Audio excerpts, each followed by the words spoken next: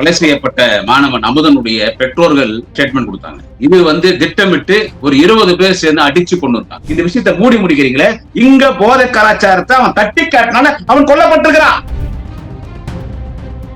போதைப் பொருட்கள் பயன்படுத்துறாங்க, போதைப் பொருள் நடமாடுறது இவன் பார்த்திருக்கான், யாரு பண்றாங்கன்றது இவன் தெரிஞ்சிச்சு. 20 பேர் சேர்ந்து இவன் அடிக்கிறான். 20 பேர் அடிச்சவன் 20 பேர் இவனை மட்டும் அடி, இவனுக்கு சப்போர்ட் பண்றது யாரும் ஆளே கிடையாது.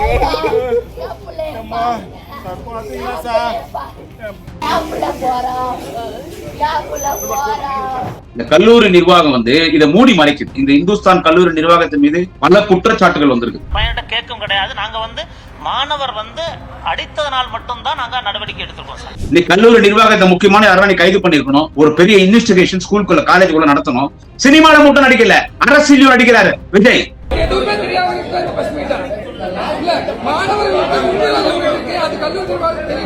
இதேதான் என்னுடைய பெற்றோர்கள் பத்திரிகையாளர் மத்தியிலே சொல்லுகிறார். நான் போதைப் பொருட்களை நான் கட்டுப்படுத்துறேன், என் ஆட்சியில போதை இல்லைன்னு சொல்றேன். ஜோசப் விஜய் சொல்றது என்ன தகுதி இருக்குது? பிச்சை எடுத்து அடிக்க போனோடனே இவன் சட்டையை பிடிச்சி அந்த ஜீசுங்கிற பையன் அந்த சமையல ஓங்கி கண்ணத்துல அடிச்சிட்டான் சார்.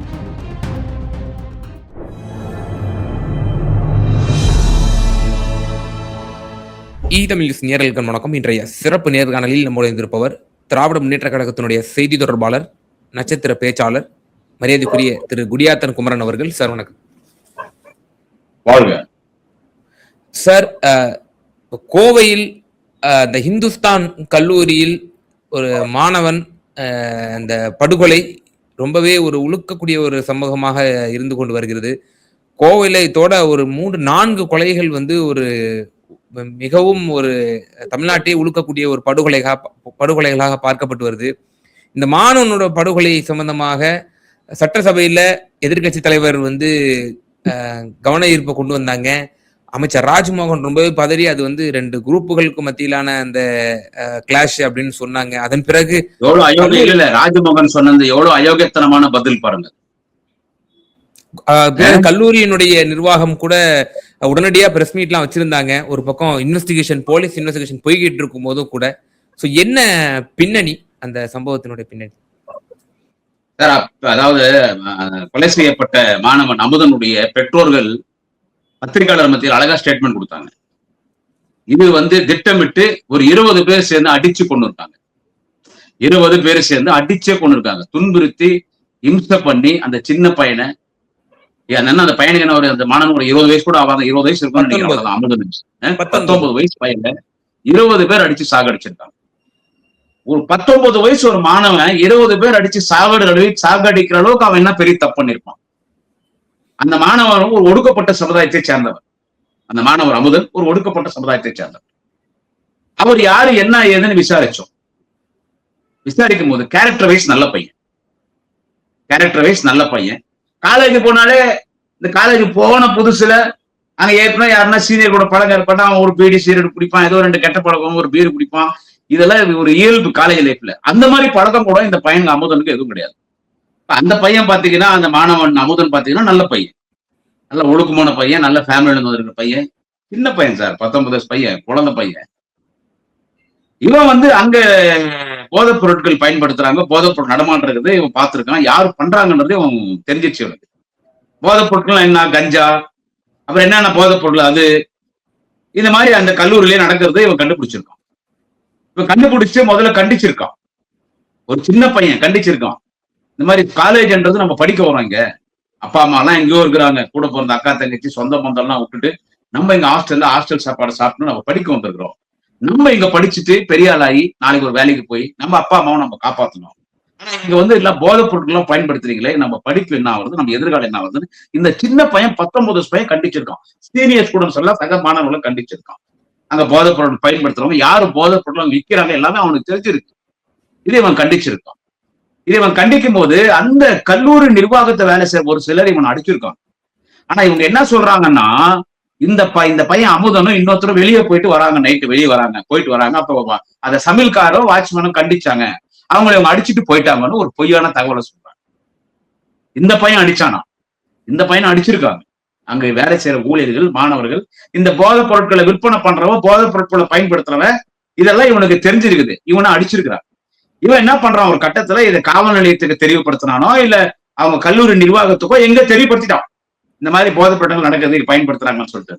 அதுக்கு இவனை வந்து வார்ன் பண்றாங்க ஃபர்ஸ்ட், நீ வந்து இப்ப வந்த வேலையை பாடுறான்னு சொல்லி. இதை இவன் சீரியஸா பண்ணவே என்ன பண்றாங்க, ஒரு 20 பேர் சேர்ந்து இவன் அடிக்கிறான். 20 பேர் அடிச்சவன் 20 பேர் இவனை மட்டும் இவனுக்கு சப்போர்ட் பண்றது யாரும் ஆளே கிடையாது. யாரு, கொல்லப்பட்ட மாணவன் அமுதனுக்கு சப்போர்ட் பண்றதுக்கு சக மாணவரோ கல்லூரி நிர்வாகம் யாரும் இல்ல. 20 பேர் போட்டு செம்மாட்டி அடிக்கிறாங்க. இப்போ உயர்கல்வித்துறை அமைச்சர் ராஜமோகன் என்ன சொல்றாரு அசம்பிளில, அது ஒரு கிளாஸ் என்றார். அதாவது ஒரு குரூப்பிசம் தகராறு, ஒரு கோஷ்டி பூசல் அடிச்சிட்டாங்கன்றாங்க. அப்ப கோஷ்டி பூசல்னா அப்ப இவன் கூட ஒரு 10 பேர் இருக்கணும் இல்ல? நான் ராஜமோகன் கேக்குறேன், உயர்கல்வித்துறை அமைச்சர். இப்போ அமுதன் அடிக்கும் போது கோஷ்டி பூசல்ன்ற, அமுதன் ஒரே ஆளு கோஷ்டியா? அமுதன் கூட 10 பேர் இருக்கணும் இல்ல? அதான கோஷ்டி. ஆனா அமுதன் அடிக்கும் போது அமுதன் மட்டும் தான் அடி வாங்குறான். அமுதனா 20 பேர் அடிக்கிறான். சீனியர் ஸ்டூடெண்ட்ஸ், இவன் சக மாணவர்களே, கல்லூரி நிர்வாகத்துக்கு அடிக்கிறான், வேலைச்சாரன் அடிக்கிறான், வாட்ச்மேனோ சமையல்காரன் அடிச்சு இவனை சாகடிச்சிட்டான். இவங்க என்ன பண்றாங்க, அவங்க பாயசம் எடுத்துன மாதிரின்னு சொல்றாங்க ஃபர்ஸ்ட். அப்புறமா சக மாணவர்களோட சண்டைன்றாங்க. அப்புறமா கடைசியில இது கோஷ்டி பூசல்ல 2 பேருக்கு அடிச்சிட்டாயி அதுல அவன் இறந்துட்டான்றாங்க. சரி, அடிப்பட்டவன் யாரு? கோஷ்டி பூசல்னா இந்த பக்கம் 10 பேருக்கு அடிப்பட்டா அந்த பேருக்கு 10 பேர் அடிப்படணும். இங்க இவன் ஒருத்தன் தான் போறான். இது இந்த பாயிண்ட் நல்லா எல்லாரும் யோசிக்கணும். இவன் ஒருத்தன் தான், அமுதனை மட்டும் அடிக்கிறாங்க. அப்ப அமுதம் ஒரு ஆளு, அவன் பெரிய கோஷ்டி. அமுதம் ஒரு அந்த 19 வயசு பையன் ஒரு 50 பேருக்கு ஈக்குவலா, அட்லீஸ்ட் ஒரு 10 பேருக்கு ஈக்குவலா. இவன் 20 பேர் ஏன்டா அவன் அடிக்கிறீங்க? அவன் என்னடா அவ்வளவு பேர் தப்பு பண்ண? பொண்ணை கிண்டல் பண்ணானா உன் காலேஜ்ல? எதுனா பொண்ணு கிட்ட தப்பா நடந்துக்கினானா? இல்ல காலேஜ்ல திருடிட்டானா? இல்ல கல்லூரி நிர்வாகத்தை எதிர்த்து கொடி பிடிச்சானா? அதுக்கு மட்டும் டொனேஷன் வசூல் பண்றீங்க, எங்க ஹாஸ்டல்ல சாப்பாடு சரியில்லை, எங்களுக்கு படிப்பு சரியா இல்ல, எங்களுக்கு எந்த ஒரு ஃபெசிலிட்டிஸ் இல்லைன்னு தகராறு பண்ணானா? அப்புறாணி சாது அந்த பையன் தப்பு தட்டி கேட்டான், போதைப் பொருள் விற்கிறாங்கன்னு. அதுக்கு அவன் அடிச்சு கொண்டுட்டாங்க. இதுக்கு இந்த தமிழக வெட்டு கழகம், இந்த டிவிக்கு இந்த முதலமைச்சர் ஜோசப் விஜய் இதுக்கு என்ன பதில் சொல்ல போறீங்க? கம்முனுக்குறாரு. அந்த காலேஜோட ஒரு போயிட்டு வந்ததாக சொல்றாங்க, அந்த காலேஜ கூட அது நிகழ்ச்சியில கலந்ததாக சொல்றாங்க. அந்த காலேஜ்ல பசங்க பாட்டெல்லாம் பாடிக்கிறானுங்க, விஜய் பாடின பாட்டை. 10 ரூபாய் பாட்டலுக்கு 10 ரூபாய் பாட்டலுக்கு பாட்டெல்லாம் அந்த காலேஜ் அந்த பசங்க எல்லாம் பாடிக்கிறானுங்க. ஓ, இப்போ ஆமா பாடிக்கிறானுங்க. அந்த வீடியோ எல்லாம் இப்ப வெளிவருது, அந்த வீடியோ எல்லாம் வெளிவருது விஜய் பாடினது. நீனா விஜய் தான், விஜயனுடைய தேர்தல் பிரச்சாரத்தை ஸ்கூல்ல வெளியிடுறாங்களே, ஸ்கூல்ல காலேஜ்ல பசங்களை எப்படி கெடுக்கிறாங்க பாருங்க. ஒரு நடிகை இந்த நாட்டுக்கு முதலமைச்சரா வந்து இந்த நாட்டுல அந்த ஒரு நடிகை மக்கள் ஸ்டூடெண்ட்ஸ் எப்படி கெடுக்கிறாரு பாருங்க. அந்த நடிகை நான் அப்படிதான் சொல்லுவேன். சினிமால மட்டும் நடிக்கல, அரசியலும் நடிக்கிறாரு விஜய். இப்போ ஒரு போத கலாச்சாரத்தை ஒழிப்பேன், உங்களுடைய அரசியல் பிரவேசத்துல நீங்க சொன்னது என்ன? போதை எதிர்க்குதான் என்னுடைய முதல் வேலை. நீங்க அதுவும் திமுக ஆட்சியில போதை கலாச்சாரம் எங்க பார்த்தாலும் கஞ்சா, அபீனு, பிரவுன் சுகர், ஹெரோயின், கஞ்சா இருக்குது. எங்க பார்த்தாலும் மதுபானம், மது போதையில முழுகி போயிடுச்சு தமிழ்நாடு. இதை நான் மீட்டு கொண்டு வரேன்னு சொன்னது யாரு? நீ சொன்ன, முதலமைச்சர் ஜோசப் விஜய் சொன்ன. ஆனா இன்னைக்கு போதை கலாச்சாரம் தலை தூக்கி ஆடுகிற ஒரு மாநிலம் இந்தியாவில் எதுவென்று கேட்டால் ஜோசப் விஜய் முதலமைச்சராக இருக்கிற தமிழ்நாடு. இங்க சட்ட ஒழுங்கு சரியில்லை, எங்க பார்த்தாலும் போதை போதை போதை, எங்க பார்த்தாலும் போதை. இல்ல எனக்கு சின்ன குறுக்கீடு. இப்போ இந்த நிர்வாகம் வந்து போலீஸ் எஃப்ஐஆர் போட்டு இன்வெஸ்டிகேஷன் நடந்து கொண்டிருக்கும் போதே இவங்க வந்து ஒரு பிரஸ்ல வந்து ஒரு ரிலீஸ் பண்றாங்க. அதுல என்ன சொல்றாங்க, நீங்க சொன்னது போல இந்த சமையல்காரரை வந்து, அதாவது அவங்க லேட் நைட்ல வந்து அவங்க வெளியே நடமாடினதுனால அவர் தட்டி கேட்டாரு, அவரை அடிச்சுக்கிட்டாங்க. அடிச்சதனுடைய வழியா தான் நாங்க ஒழுங்கு நடவடிக்கை எடுத்திருந்தோம். பிறகு அவர் வந்து அந்த அமுதன் என்ற மாணவர் ஒழுங்கு நடவடிக்கைக்கு உள்ளாக்குறதுனால அவர் வந்து எம்டிஏ கூட சந்திச்சிருக்கிறாரு. நான் இன்டர்னல் மார்க் எனக்கு முக்கியம், எனக்கு எக்ஸாம் நடந்துட்டு இருக்கு, இன்டர்னல் மார்க் இருந்தா தான் செமஸ்டர்ல பாஸ் பண்ண முடியும். எம்டிஏ சந்திச்சிருக்காரு. எம்டிஏமே வந்து அதை வந்து மறுத்து இருக்கிறாரு, உனக்கு எக்ஸ்கியூஸ் எல்லாம் கொடுக்க முடியாது, அடுத்தடுத்து ஃபங்க்ஷன்ஸ் இருக்கு காலேஜுக்கு முடிச்சதுக்கு அப்புறம் தான் நீங்க வரணும்னு இருக்கிறாரு. இப்போ அதாவது இந்த கல்லூரி அல்லாத ஒரு வளாகத்துல நடந்த இந்த அடிதடிக்கு வந்து கல்லூரி உள்ள புகுந்து சில விளக்கங்களை கொடுக்குது. இவர் வந்து அது மட்டும் தான் நாங்க டிசிப்ளினரி ஆக்ஷன் மட்டும் தான் எடுத்தோம், அது வரைக்கும் தான் எங்களுடைய இது அப்படின்றாங்க. இந்த 20 பேர் கொண்ட கும்பல் ஒரு மாப் லிஞ்சிங் நடந்து இவர் வந்து படுகொலை செய்யப்பட்டிருக்கிறார். ஆனால் இதை பற்றி பல மேலதிக கேள்விகள் பத்திரிகையாளர்கள் கேட்கிறாங்க. அதை பற்றி அந்த கல்லூரியினுடைய அந்த நிர்வாகத்தினர் பிரஸ் மீட்ல பதிலளிக்க மறுக்கிறார்கள். எங்களுக்கு தெரியாது அப்படின்ற ஒரு விஷயத்த சொல்றாங்க. பத்திரிகையாளர் தொடர்ந்து கேட்கறாங்க, தெரியாதுன்னு சொல்றதுக்கு தான் நீங்க வந்து பத்திரிகையாளர் சந்திப்பை வைக்கிறீங்களா அப்படிங்கிற ஒரு கேள்வி கேட்கறாங்க. மேலும் ஒரு அதிர்ச்சியூட்டும் ஒரு காட்சியும் அந்த பத்திரிகையாளர் சந்திப்பிலே நடந்தது. அருகில் ஒருவர் கூடுதலான விளக்கம் கொடுக்கிறார். நாங்க எதனால ஆக்ஷன் எடுத்தோம் அப்படின்னா, அந்த கேண்டீன் மாஸ்டரை வந்து இவங்க அடிக்க முற்பட்டதுனால தான் நாங்க ஆக்ஷன் எடுத்தோம் அப்படின்னு சொல்ல வரும்போது, நிர்வாகியினுடைய பெண்மணி தொடையில தட்டி எதுவும் ஜஸ்ட் ஒரு இது பண்றாங்க, நீ எதுவும் சொல்லாத, எக்ஸ்போஸ் பண்ணாத, கம்முனு. அந்த கோட் மாதிரி போட்டுருந்தாங்களே அவங்க தானே, அந்த கோட் மாதிரி போடுறது. ஆமா, அதுதான் நான் கூட பார்த்தேன். அதாவது என்னன்னு கேட்டீங்கன்னா, இந்த கல்லூரி நிர்வாகம் வந்து இதை மூடி மறைக்குது. கல்லூரி நிர்வாகத்தின் இந்துஸ்தான் கல்லூரி நிர்வாகத்துக்கு, இந்த இந்துஸ்தான் கல்லூரி நிர்வாகத்தின் மீது பல குற்றச்சாட்டுகள் வந்திருக்குது. அந்த காலேஜ் இருக்கிற ஹாஸ்டல் பசங்க நைட்ல வெளியே வருது சார், வெளியே வந்துட்டு இந்த பைக் ரேஸ் மாதிரி நடத்துவாங்க கோயம்புத்தூர்ல NHல. ஸோ அந்த பசங்களை உங்களால கட்டுப்படுத்த முடியல. கட்டுப்படுத்த முடியாம உங்க காலேஜ்ல, இந்துஸ்தான் காலேஜ்ல போதைப் பொருட்கள் நடமாட்டிருக்குது, மாணவர்கள் போதைப் பொருட்கள் பயன்படுத்துறாங்க, இந்துஸ்தான் காலேஜுக்குள்ள போதைப் பொருட்கள் விற்கிறாங்க. அதை அவன் கண்டுபிடிச்சான். அங்க வேலை செய்யற ஊழியர்கள், மாணவர்கள் இந்த வேலையை பாக்குறாங்க. மாணவர்கள் விற்க போறது இல்ல, எவனோ ஒருத்தன் வெளியே உள்ள வந்து விற்கிறான். இப்ப அந்த பையனை எங்க அடிச்சாங்க அந்த பையனை? அந்த பையனை அடிச்சிருந்து எங்க? காலேஜ் அடிக்கிறாங்க. அந்த பையனை காலேஜ் சம்பந்தப்பட்ட அடிச்ச, நீ டிசிப்ளினரி ஆக்ஷன் எடுத்திருக்கிற. அப்ப அந்த காலேஜ் சம்பந்தப்பட்டவங்க அவன் அடிக்கிறாங்க. அவன் அடிக்கும் போது இவங்களுக்கு நல்லா தெரியும், இவன் ஏன் இவனை 20 பேர் சேர்ந்து இவனை அடிச்சு அவன் எங்க வெளியே போய் தகராறு பண்ணிக்கிறான். எங்கன்னா போயிட்டு கோயம்புத்தூர் சிட்டிக்குள்ள போய் எதனா ஒரு ஹோட்டல்லயோ, ஒரு டாஸ்மாக் பார்லயோ, ஒரு பங்க் கடையிலயோ, இல்ல எங்கன்னா ஒரு இடத்துல ஃப்ரெண்ட்ஸ் உட்கார இடத்துல எங்கன்னா போய் அவன் தகராறு பண்ணிக்கிறானா, பஸ் ஸ்டாண்ட்லயோ, ரயில்வே ஸ்டேஷன்ல, ஏர்போர்ட்லயோ, அவன் ஒரு கூண்டுக்குள்ள இருக்கிற ஒரு கூண்டுக்குள்ள இருக்கிற கிளி மாதிரியா. ஒரு 19 வயசு பையனுக்கு என்ன அவ்வளவு பெரிய கெட்ட பழக்கம் இருந்த போது, அவ்வளவு பெரிய குரூப்பிசம் வந்துற போது, அவன் இந்த போதைப் பொருட்களை பயன்படுத்துறதை கண்டுபிடிச்சு அவன் கம்ப்ளைண்ட் பண்ணிட்டு பெட்டிஷன் போட்டான். பெட்டிஷன் போட்ட உடனே போலீஸ் ஸ்டேஷனுக்கு இது காவல்துறைக்கு இது எல்லாமே நல்லா தெரியும். காவல்துறை நல்லா தெரியும் போது உடனே இது நாளைக்கு போலீஸ் ஸ்டேஷன் ஒரு FIR புக் ஆகி, இந்த மாதிரி போதைப் பொருட்கள் பயன்படுத்தினா இன்னாரை இவன் கண்டுபிடிச்சிட்டான், அதனால இன்னார் இவன் போதைப் பொருட்கள் பயன்படுத்துறது, போதைப் பொருட்கள் விற்பனையை இவன் கண்டிச்சிருக்கிறான், அதனால இவன் அடிச்சு சாகடிச்சிட்டாங்க FIR புக் ஆயிட்டா. இந்த இந்துஸ்தான் காலேஜினுடைய நிர்வாகத்துக்கு பேர் கேட்ட உடனே இவங்க முன்னால இவங்களே வந்து அந்த FIR போட்டு போலீஸ் ஸ்டேட்மெண்ட் கொடுத்ததுக்கு முன்னால, பிரஸ்ல லிஸ்ட் வரதுனால இவங்களே என்ன பண்ணிட்டாங்க, இது ஒரு கோஷ்டி சண்டை, அவன் சமையல் காவலரை போட்டு அடிச்சா, அதனால நாங்க டிசிப்ளினரி ஆக்ஷன் எடுத்தோம், அவன் வந்தா எங்களுக்கு வாய்ப்பு கேட்டா, இப்ப முடியாது, ஸ்கூல் ஃபங்க்ஷன் முடிட்டோம்னு சொல்லி அனுப்பிச்சிட்டோம். அதுக்குள்ள இவனுக்குள்ள இந்த கோஷ்டி புஸ்தல இவங்க சண்டை போட்டு அதுலதான் இந்த பையன் இறந்துட்டான்னு சொல்றது எவ்வளவு அயோக்கியத்தனமான பச்சை பொய் இது. இதுக்கு இந்த அரசாங்கம் என்ன பண்ணுச்சு? இந்த கல்லூரி நிர்வாகத்தின் மீது முதலமைச்சர் ஜோசப் பற்றி நடவடிக்கை எடுத்தாரா? எனக்கு அதான் கேள்வி சார். இப்போ காவல்துறை பாரபட்சமின்றி கல்லூரி நிர்வாகத்தின் மீதோ, இந்த அரசு இந்த கல்லூரி நிர்வாகத்தின் மீதோ நடவடிக்கை எடுப்பதில் எதுவும் தயவுதாட்சணை காட்டுறாங்களாங்கிற ஒரு கேள்வி இருக்கு. இருக்கலாம், அதனாலதான் நடவடிக்கை எடுக்கல. நீ கல்லூரி நிர்வாகத்தை முக்கியமான யாரும் நீ கைது பண்ணிருக்கணும். அந்த யாரும் சமையல்காரன் தகராறு பண்ண அவனை கூப்பிட்டு விசாரணை பண்ணிக்கணும். ஒரு பெரிய இன்வெஸ்டிகேஷன் ஸ்கூலுக்குள்ள காலேஜுக்குள்ள நடத்தணும். இவன் கூட யார் படிச்சிருக்காங்க, இவன் ஃப்ரெண்ட்ஸ் யாரு, இவன் யார் கூட சுத்துவான், இவன் யார் கூட பிரச்சனை, இது சக மாணவர்களை கேட்டா தெரிஞ்சிடும்.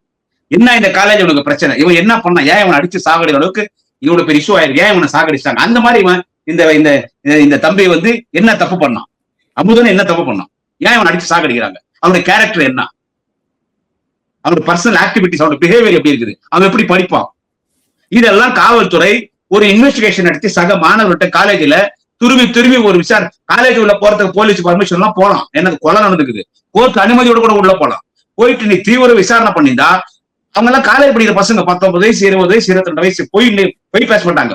உண்மை ரொம்ப நேரம் நிக்காது, போலீஸ் கூப்பிட்டு பேசுற, அதுக்கு நீங்க அந்த மாணவன் அடிக்க தேவையில்ல, உட்காந்து நீங்க பணிவா பேசினாலே நாட் ஓன்லி ஃபார் ஸ்டூடெண்ட்ஸ், அதாவது ஆண்கள் மட்டும் இல்ல பெண்கள் இடத்துல கேட்டுதான் கூட சொல்லியிருப்பாங்க.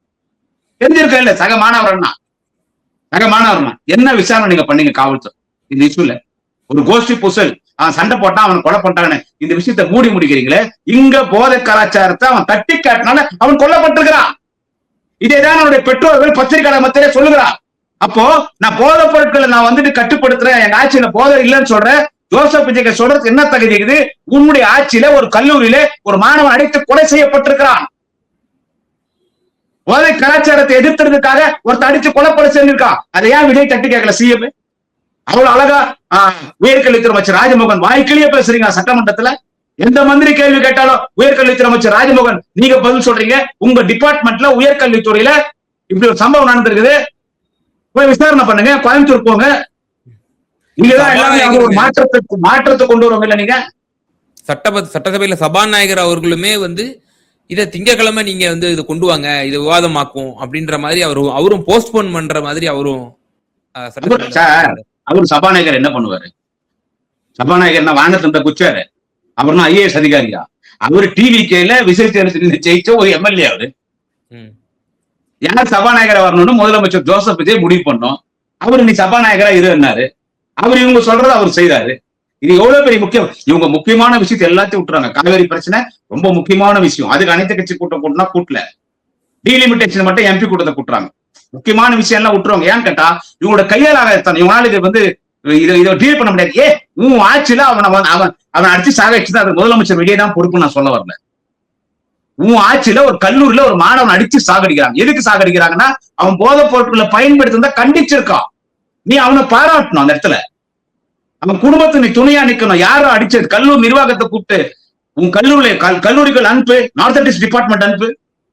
இப்போ நார்த் ஈஸ்ட் டிபார்ட்மெண்ட் இருக்கு இல்ல, அந்த நார்த் ஈஸ்ட் டிபார்ட்மெண்ட் உன் கல்லூரி நிர்வாகத்துக்குள்ள அனுப்பு, போலீஸ் அனுப்பு, இன்வெஸ்டிகேஷன் பண்ணிய.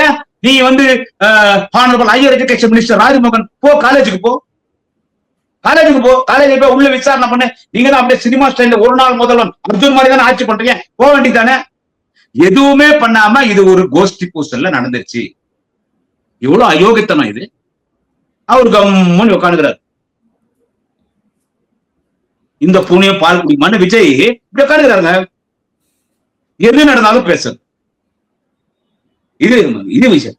முதலமைச்சர் திரு ஜோசப் விஜய் நேரடியாக இந்த பிரச்சனை கையில் எடுக்கலாம. காலேஜை கூப்பிட்டு பிரின்சிபாலை கூப்பிட்டு என்ன நடக்குது காலேஜில்? நார்த் ஈஸ்ட் டிபார்ட்மெண்ட் அனுப்புமா இந்துஸ்தான் காலேஜுக்குள்ள நடவடிக்கை எடு. யார் தப்பு? எதுவுமே பண்ணாம ஒரு மாணவன் அடிச்சு கொண்டுட்டாங்க. எவ்வளவு கஷ்டப்பட்டு ஒரு குழந்தையை பெற்று எடுத்திருப்பாங்க. அவங்க அப்பா அம்மா அழுகுறாங்க. ஒரு ஒடுக்கப்பட்ட சமுதாயத்தை பிறந்த ஒரு மாணவன் அடித்து கொல்லப்பட்டிருக்கிறான். அவன் குடும்பத்துக்கு நியாயம் கிடைக்கவில்லை. அவன் மரணத்துக்கு நியாயம் கிடைக்கவில்லை. ஒரே வார்த்தை, கோஷ்டி பூசு இல்லது. இது அயோக்கியத்தனம். இது கண்டிக்கத்தக்க வேண்டியது. இது சிபிஐ விசாரணைக்கு மாற்ற வேண்டும். இது எல்லா பொறுப்பும் முதலமைச்சர் ஜோசப் விஜய் ஏற்க வேண்டும். போதையை ஒழிக்கிறது மட்டும் பேசாத. ஓகே சார், நிச்சயமா சார். பல்வேறு கேள்விகளுக்கு ரொம்ப விரிவா தெளிவா எங்க நேயர்களுக்கு உங்களோட பதில் சொன்னீங்க. ரொம்ப நன்றி சார். வாழ்க.